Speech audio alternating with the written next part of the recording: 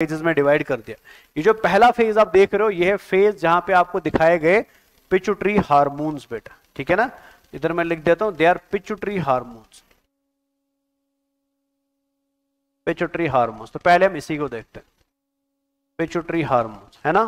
और आपको पता है बेटा पिट्यूटरी हार्मोन्स हमारी बॉडी में दो ही होते हैं, कौन कौन सा शाबाश? एक होगा LH और दूसरा होगा FSH बेटा, क्लियर है। नेक्स्ट बेटा सेकंड फेज जो आपको दिख रहा है ये है इवेंट्स ऑफ ओवरी बेटा, या ओवरियन इवेंट्स, ये है ओवरियन इवेंट्स, ठीक है। थर्ड जो आपको दिखाई दे रहा है बेटा ये है ओवरियन हार्मोन्स बेटा, ओवरियन हार्मोन्स,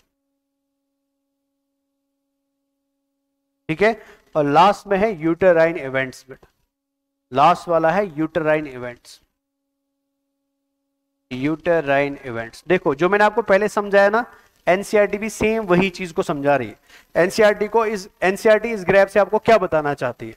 एनसीईआरटी इस ग्राफ से आपको बताना चाहती है कि पिट्यूटरी हार्मोन्स कंट्रोल कराते हैं बेटा ओवरियन इवेंट्स को, समझ आया ना। फिर ओवरियन इवेंट्स की वजह से निकलते हैं बेटा ओवरियन हार्मोन्स जो कंट्रोल करते हैं किसको बेटा? यूट्राइन इवेंट्स को। यही तो मैंने बताया था, समझ आया। एनसीईआरटी भी सेम सीक्वेंस दिखा रहा है, क्लियर है।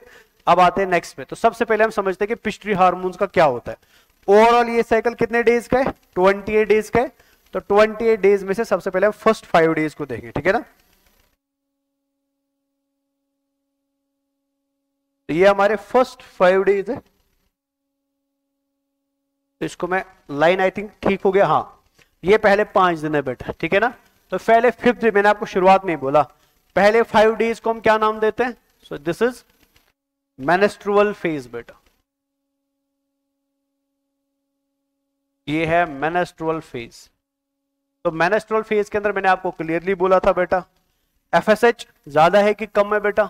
FSH कम है ना। LH भी कम है।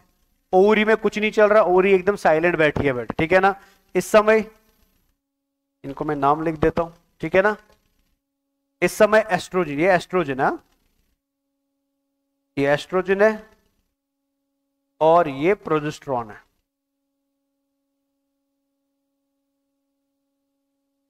ठीक है ना।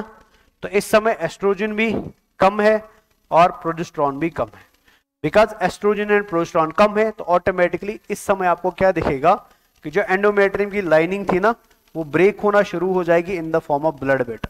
तो यहाँ पे ऐसे कुछ एनसीईआरटी ने दिखाया। तो इस फेज को हम क्या बोलते हैं? This phase is called as menstrual phase और ब्लीडिंग फेज। यानी ब्लीडिंग फेज के अंदर FSH की लेवल कम, LH की लेवल कम, ओवरी में कोई प्रोसेस नहीं चल रहा, ओवरी एकदम साइलेंट बैठी है बेटा, ठीक है ना। एस्ट्रोजन कम, प्रोजेस्टेरॉन कम, और इन सब के कम होने की वजह से एंडोमेट्रियम जो पहले मोटा था, यहां मोटा दिख रहा है ना, अब वो क्या होने लगा? ब्रेक होने लगा in the form of bleeding, समझ आया। तो ये पहला पार्ट हो गया। दूसरा पार्ट हमारा है बेटा फॉलिकुलोजेनेसिस। तो नजर रखना आप प्लीज ध्यान से इधर बेटा, ठीक है। फॉलिकुलोजेनेसिस, ठीक है। तो ये हमारा 5th डे हुआ ना, फिर 6, 7, 8, 9, 10, 11, 12 एंड 13, ठीक है। तो समवेयर हियर बेटा, इधर मैं अपडेट कर देता इसको, तो कहीं इधर बेटा। तो लाइन आई होप स्ट्रेट हो गया, लाइन एकदम स्ट्रेट है बेटा, ठीक है ना। नजर रखिए ध्यान से। अब ये बीच वाला पार्ट जो है इट रिप्रेजेंट्स फॉलिकुलर फेज। ये किसको रिप्रेजेंट कर रहा है शाबाश? फॉलिक्यूलर फेज को, फॉलिक्यूलर फेज, समझ आया ना। किसका? फॉलिकुलर फेज ऑफ ओवरी बेटा। लेकिन अगर मैं इसी फेज को यूट्रस में लिखूं तो यूट्रस के अंदर इसी फेज को हम क्या बोलते हैं? प्रोलिफरेटिव फेज, प्रोलिफरेटिव फेज, समझ आया। तो ओवरी में इसको बोला गया फॉलिकुलर फेज और यूट्रस में इसको बोला गया प्रोलिफरेटिव फेज, ठीक है। अब इधर क्या मैंने आपको बोला था, याद करो ध्यान से। मैंने बोला था जब फॉलिकुलर फेज चलता है तो फॉलिकुलर फेज कौन करवाता है? FSH। FSH को कौन निकलवाता है? GnRH। So that means follicular phase के अंदर FSH की लेवल आहिस्ता आहिस्ता बढ़ने लगेगी और साथ साथ कौन बढ़ेगा? LH भी बढ़ेगा बेटा, क्लियर है। तो यहां पे स्टीप इंक्रीज होगा, FSH है ना, तो FSH क्लियर है बच्चा, स्लोली बढ़ने लगेगा। मैं ऐसे दिखाता हूं, थोड़ा सा बढ़ने लगेगा, है ना। और LH भी थोड़ा सा बढ़ने लगे, इधर मैं दिखाता, चलो LH इधर लिख देते हैं। तो LH भी क्या हो रहा है बेटा? बढ़ रहा है, क्लियर है, बिकॉज दोनों को रिलीज करवाता है कौन, जीएनआरएच। क्लियर है। जब एफएसएच बढ़ेगा तो क्या होगा, शाबाश, क्या होगा, ये प्राइमोडियल फॉलिकल है, प्राइमोडियल फॉलिकल पीएफ लिख देता हूं, कन्वर्ट किस में होगी बेटा, शाबाश, प्राइमरी फॉलिकल में। फिर प्राइमरी फॉलिकल किस में कन्वर्ट होगी, सेकेंडरी फॉलिकल में। सेकेंडरी फॉलिकल किस में कन्वर्ट होगी, शाबाश, टर्शरी फॉलिकल में। मैच्योर टर्शरी फॉलिकल को हमने क्या बोला, शाबाश, ग्राफियन फॉलिकल बोला, है ना बच्चा। ये कन्वर्जन जो हो रहा है बेटा फॉलिकल्स का, क्लियर है।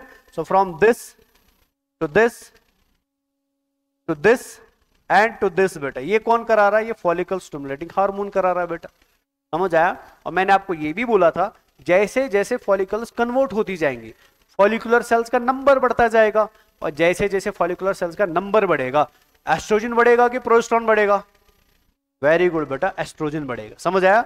नीचे जरा नजर रखो ध्यान से, ठीक है। तो ड्यूरिंग फॉलिकुलर फेज क्या हुआ बेटा, नजर रखो ध्यान से, ठीक है। यहाँ पे एस्ट्रोजन एकदम नॉर्मल चल रहा था, लेकिन जैसे जैसे फॉलिकल का साइज बढ़ रहा है तो एस्ट्रोजन की लेवल आहिस्ता आहिस्ता क्या हो रही है बेटा, इंक्रीज हो रही है ना। तो एस्ट्रोजन क्या हुआ, इंक्रीज हुआ, दिख रहा है कि नहीं दिख रहा है बेटा। तो एस्ट्रोजन इंक्रीज होने लगा, समझ आया ना। तो ये एस्ट्रोजन बढ़ने लगा, क्लियर है। अब जब एस्ट्रोजन बढ़ेगा, नजर रखिए ध्यान से, जब एस्ट्रोजन बढ़ेगा तो इधर तक हमारी लाइनिंग डिक्रीज हुई थी ना, ये देखो इधर तक लाइनिंग डिक्रीज हुई थी, लेकिन जैसे जैसे एस्ट्रोजन बढ़ा तो एंडोमेट्रियम क्या होता गया, एंडोमेट्रियम, एंडोमेट्रियम थिक होता गया, दिख रहा है ऊपर की तरफ जा रहा है, एंडोमेट्रियम थिक होता गया, समझ आया। ये सब आपस में रिलेटेड है बेटे, कोई भी चीज अलग अलग नहीं। ये क्लियर हो रहा है क्या बता रहा हूं मैं। तो यहां पे अगर आप ध्यान से देखोगे बेटा, यहां पे एस्ट्रोजन ने क्या दिखाया, पीक दिखाया। तो पीक 1 जो है बेटा यहां पे एस्ट्रोजन का नजर आया, पीक 1 ऑफ एस्ट्रोजन, ये याद रखना है, क्लियर हो गया ना। तो ये हो गया आपका बेटा सेकंड वाला फेज। थर्ड वाले फेज पे आते, ये हो गया हमारा 13th डे, ठीक है ना, और ये हमारा हो गया 14th डे बेटे। इसको मैं हाईलाइट ऐसे कर देता हूं, सीधा है लाइन बेटा एकदम, है ना, थोड़ा टेढ़ा हो गया कोई दिक्कत नहीं, ठीक है। तो ये कौन सा फेज है बेटा, दिस इज ओवल्यूशन, ठीक है। यानी ओवरी के अंदर इसको क्या बोला जाता है, ओवल्यूशन बोला जाता है, ये ओवल्यूशन का फेज है बेटा। तो कौन सा डे है ये 14th डे है, और मैंने आपको बोला था 14th डे के अंदर सबसे हाईएस्ट पीक पे कौन होगा, LH होगा, और इसको हम बोलते हैं LH सर्ज, है ना बेटा। खाली LH पीक पे नहीं होता शाबाश, FSH भी पीक पे होता है, ये है FSH पीक, लेकिन हाईएस्ट बेटा LH ही होता है, ठीक है ना। और नीचे कौन सा पीक है, एस्ट्रोजन का पीक है बेटा, क्लियर है। और यहां कंटिन्यूसली थिकनिंग क्या होती जा रही है, इंक्रीज होती जा रही है बेटा, बिकॉज एस्ट्रोजन पीक पे है तो थिकनिंग भी पीक पे होगी, समझ आया। अब जैसे ओवल्यूशन होगा बेटा, ठीक है ना, तो ओवल्यूशन के बाद सेकेंडरी oocyte बाहर आया, ये इधर आपको कौन दिख रहा है शाबाश, दिस इज सेकेंडरी oocyte बेटा। सेकेंडरी oocyte बाहर आया तो पीछे क्या बचा शाबाश, पीछे बचा कॉर्पस ल्यूटियम, तो ये आपको दिख रहा है कॉर्पस ल्यूटियम, समझ आया। अब कॉर्पस ल्यूटियम बेटा किसको रिलीज करना शुरू करेगा, प्रोजेस्टेरोन को, क्लियर है। और जैसे कॉर्पस ल्यूटियम प्रोजेस्टेरोन को रिलीज करना शुरू करेगा तो ओवरी के अंदर इसी फेज को हम क्या बोलते हैं, this is called as luteal phase बेटा, समझ आया ना। और यूट्रस के अंदर इसी फेज को क्या बोलते हैं, प्रोलिफरेटिव फेज। यूट्रस के अंदर इसी फेज को क्या बोलते हैं, प्रोलिफरेटिव, बिकॉज यहां पे हाईएस्ट क्या होगी, ग्रोथ होगी बेटा, समझ आया ना। और कॉर्पस ल्यूटियम किसको रिलीज करता है शाबाश, कॉर्पस ल्यूटियम रिलीज करता है प्रोजेस्टेरोन को। ये किसका पीक है बेटा, प्रोजेस्टेरोन का पीक है बेटा, समझ आया ना। और किसको रिलीज करता है शाबाश, एस्ट्रोजन को, तो ये किसका पीक है बेटा, एस्ट्रोजन। यानी एस्ट्रोजन एक ऐसा हार्मोन है जो कितने पीक्स दिखाता है, जो 2 पीक्स दिखाता है बेटा। तो this is all about the graph, जो कहां पे दिया गया, आपकी एनसीईआरटी में दिया गया, समझ आया ना, ये क्लियर हुआ। तो अब हम एक बार एनसीईआरटी को पढ़ते हैं और देखते हैं कि जो मैंने आपको कॉन्सेप्ट समझाए क्या वो वाकई एनसीईआरटी में है कि नहीं है बेटा, समझ आया। तो पहला लाइन पढ़िए, the reproductive cycle of female primates. Primates में आपको 3 याद रखने हैं बेटा, शाबाश। कौन कौन सा, जल्दी जल्दी कौन कौन सा शाबाश। प्राइमेट्स में आप याद रखोगे मंकीज को, एप्स को एंड ह्यूमन बींग्स को, ठीक है ना। इज कॉल्ड एज शाबाश मेनेस्ट्रुअल साइकिल, यानी रिप्रोडक्टिव साइकिल इन्हीं के अंदर बोला जाता है menstrual cycle. The first menstruation begins at puberty, याद रखना है बेटा, हमेशा नहीं होता, प्यूबर्टी पे होता है। और इसको हम क्या बोलते हैं शाबाश, मेनार्के बोलते हैं, बताया। Next, in human females menstruation is repeated बेटा at an average interval of 28 to 29 days बेटा, और इन 28 to 29 days में जितने भी इवेंट्स चलेंगे बेटा, जो कुछ भी होगा, जो मैंने आपको इवेंट्स एक एक करके सब पढ़ा दिए, इन सारे इवेंट्स को कंबाइन करके हम क्या बोलते हैं, मेंस्ट्रुअल साइकिल बोलते हैं। समझ आया ना? अब मेंस्ट्रुअल साइकिल के अंदर क्या होता है, वन ओम इज रिलीज्ड, जिस ओम के रिलीज को हम क्या बोलते हैं, ओव्यूलेशन बोलते हैं, ड्यूरिंग द मिडिल ऑफ, और मिडिल का मतलब क्या होता है, टोटल 28 डेज का था, तो मिडिल का मतलब क्या हो गया, 14th डे हो गया बेटा। समझ आया? The major events of the menstrual cycle are shown in the figure, figure मैंने आपको ऑलरेडी एक्सप्लेन कर दी बेटा ग्राफ में। The cycle starts with menstrual phase, तो पहला फेज जो दिया एनसीईआरटी में वो मेंस्ट्रुअल फेज दिया है बेटा। व्हेन मेंस्ट्रुअल फ्लो, ठीक है ना, occurs and it last for 3 to 5 days, मैंने 1 to 5 बोला है, लेकिन मैक्सिमम 3 हो सकता है या 4 हो सकता है। शुरू तो ये पहले दिन से होगा, पहले से 3 दिन या पहले से 5 दिन, 1 to 3 या 1 to 5, ठीक है ना। The menstrual flow results due to breakdown of endometrial lining. क्यों मेंस्ट्रुअल फ्लो होता है? बिकॉज एंडोमेट्रियल लाइनिंग ब्रेक हो जाती है बेटा, और इसकी ब्लड वेसल्स भी ब्रेक हो जाती है बेटा। अनफर्टिलाइज्ड एग भी बाहर आता है, जो लिक्विड के फॉर्म में बाहर आता है थ्रू वेजाइना बेटा। समझ आया ना? मेंस्ट्रुएशन का मतलब क्या है? मेंस्ट्रुएशन का मतलब होता है ब्लड का बाहर आना। पूरे साइकिल को मेंस्ट्रुअल साइकिल बोलते हैं, लेकिन इस साइकिल में जो ब्लीडिंग होती है ना, उसको मेंस्ट्रुएशन बोलते हैं, ठीक है ना। Only occurs if the released ovum is not fertilised. मैंने बोला कंडीशन मेंस्ट्रुअल साइकिल की क्या है, कि फर्टिलाइजेशन नहीं होना चाहिए बेटा। समझ आया? पढ़ा पूरा एनसीईआरटी की नहीं पढ़ा बेटा? यही होता है, कॉन्सेप्ट को समझना और रट्टा मारना बेटा। कॉन्सेप्ट समझ आ गया, फिर सारी चीज इजी लगती है, ठीक है। Lake of menstruation may be indicator, ये बड़ा इंपॉर्टेंट पॉइंट है, यानी अगर किसी फीमेल में मेंस्ट्रुएशन नहीं हो रही है, तो मेंस्ट्रुएशन नहीं होने का मतलब हो सकता है शायद फीमेल प्रेग्नेंट है। लेकिन ऐसा टेंशन नहीं लेना बेटा कि अगर किसी फीमेल में मेंस्ट्रुअल साइकिल नहीं हो तो वो प्रेग्नेंट ही है, ऐसा नहीं है बेटा। कभी कभी ये स्ट्रेस की वजह से भी होता है, कभी कभी ये हेल्थ कंडीशन की वजह से होता है, हमेशा प्रेगनेंसी की वजह से नहीं हो सकता, मतलब रीजंस में नहीं हो सकते बेटा। क्लियर है ना? चलिए बेटा आगे बढ़ते हैं।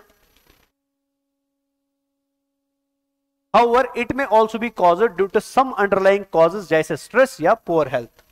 The menstrual phase is followed by, menstrual phase के बाद जो second phase होता है बेटा, इस phase को हम क्या बोलते हैं, जिसको follicular phase बोलते हैं। During this phase, शाबाश, primary follicle, ठीक है ना, in the ovary, जो ovary के अंदर है बेटा, grows to become fully mature graphene follicle। तो याद रखना graphene follicle tertiary follicle ही होता है, but mature tertiary follicle होता है, ठीक है। And simultaneously the endometrium of uterus regenerates through proliferation। ऐसा क्यों हुआ? बिकॉज जब ग्रेफिन फॉलिकल बनेगी तो एस्ट्रोजन बनेगा बेटा, एस्ट्रोजन बनेगा तो ऑटोमेटिकली वही एस्ट्रोजन यूट्रस में जाके क्या कराएगा, प्रोलिफरेशन कराएगा। समझ आया ना? क्लियर है बेटा?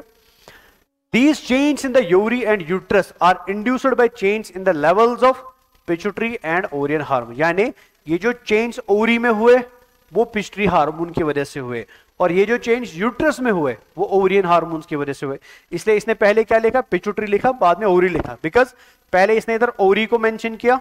अगर आप इधर देखोगे ना, पहले इधर ओवरी मेंशन्ड है, फिर बाद में यूट्रस मेंशन्ड है। तो ओवरी क्यों मेंशन्ड है? बिकॉज ओवरी के अंदर चेंज आया पिट्यूटरी हार्मोन की वजह से। यूट्रस बाद में क्यों मेंशन्ड है? बिकॉज यूट्रस के अंदर चेंज आया ओवरियन हार्मोन की वजह से बेटा। समझ आया? द सिक्रीशंस ऑफ गोनेडोट्रोफिन जैसे LH and FSH increase gradually during the follicular phase, मतलब कंटिन्यूअसली बेटा FSH एंड LH रिलीज होता जाएगा, और जैसे जैसे फॉलिकुलर फेज आगे बढ़ेगा तो FSH एंड LH की लेवल क्या होती जाएगी, बढ़ती जाएगी बेटा। And stimulates follicular development as well as secretion of estrogen by growing follicles. Clear है? मतलब पिट्यूटरी FSH LH को बढ़ा रहा है, और FSH LH आगे जाके किसको बढ़ा रहा है बेटा, एस्ट्रोजन को बढ़ा रहा है बेटा। Both LH and FSH attain a peak level in the middle of cycle about 14th day. इसी को हम क्या बोलते हैं, LH सर्ज बोलते हैं बेटा, यानी middle of menstrual cycle 14th day को बेटा LH दोनों पीक पे होते हैं, लेकिन हाईएस्ट पीक पे कौन होता है बेटा, LH होता है, ठीक है। रैपिड सिक्रीशन, अच्छा यहाँ पे रैपिड सिक्रीशन LH की क्यों हो रही है, इसको जरा एक्सप्लेन करो। एनसीईआरटी ने खाली लिखा रैपिड सिक्रीशन, रैपिड क्यों? बिकॉज LH को दो लोग निकालते हैं, GnRH भी निकाल रहा है और एस्ट्रोजन भी निकाल रहा है, इस वजह से LH की सिक्रीशन FSH के कंपैरिजन में क्या होगी, बहुत ज्यादा फास्ट होगी बेटा, ठीक है ना। चलिए, rapid secretion of LH leading to the maximum levels during the mid cycle called LH surge बेटा। समझ आया? Induces rupture of Graafian follicle and thereby release of ovum, जिसको हम क्या बोलते हैं, ओवुलेशन बोलते हैं। समझ आया?